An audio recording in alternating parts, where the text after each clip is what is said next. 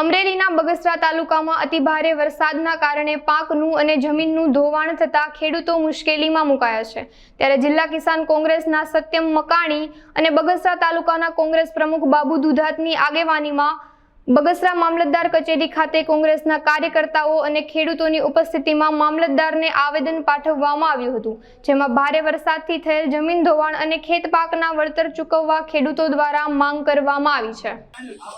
આ મહિનાની અંદર એવડો વરસાદ પડ્યો છે કે જેથી કરીને અમારી ખેતીના ઉગતા પાક બચી ન શકે, જેથી કરીને ખેડૂતોએ 3 વખત જે પાક વાવેલા છે છતાં પણ ખેડૂતો નિર્ભર થયેલો નથી। આ સિઝનની અંદર જો આ પાક ન બસે તો ખેડૂતને ઉત્પાદન ન આવે, જેથી કરીને અમે મામલતદાર સાહેબને આજે આવેદન આપ્યું છે કે અમારી ખેતીનું વહેલી તકે સર્વે કરી અને ખેડૂતોને સહાય ચૂકવે એવી અમારા તાલુકા કોંગ્રેસ સમિતિ અને ખેડૂતોને સાથે રાખી ગામડાના ખેતરોને નિહાળી અને ત્યાર પછી અમે મામલતદાર શ્રી સાહેબને આ આવેદનપત્રક આપવા આવ્યા છીએ।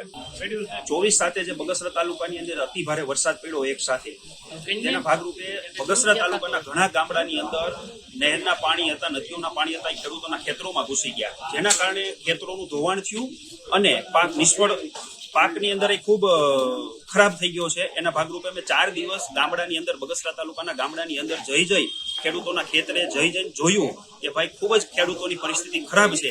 એટલે તાત્કાલિક ધોરણે અમે સર્વે કરવાની માંગણી સાથે આવેદનપત્ર આપ્યું છે। તાત્કાલિક સર્વે થાય અને ખેડૂતોને પૂરતું વળતર મળે તેના ભાગરૂપે આજે અમે આવેદનપત્ર આપ્યું। ના, અમે કોઈને રજૂઆત નથી કરી, અમે તો ખેડૂત છીએ। એટલે ખેડૂત અમારે અત્યારે જિલ્લાનો રાજા એટલે મામલતદાર કહેવાય, એટલે અમે મામલતદારને ડાયરેક્ટ રજૂઆત કરી છે અને અમે એક નકલ કલેક્ટર સાહેબને ને એક નકલ અમે ખેતીવાડી અધિકારીશ્રીને મોકલેલી છે। ના, ધારાસભ્ય નથી કીધું, અમે મામલતદારને તાલુકાના રાજા મામલતદાર છે, એટલે અમે ખેડૂત વાંધોની મામલતદાર ધારાસભ્યશ્રીને મત દીધેલા છે। પણ અમે અત્યારે છે ને મામલતદાર સાહેબને આવેદનપત્ર આપવા આવેલા છે ને કિસાન કોંગ્રેસના માધ્યમથી અમે આવેદનપત્ર આપેલું છે।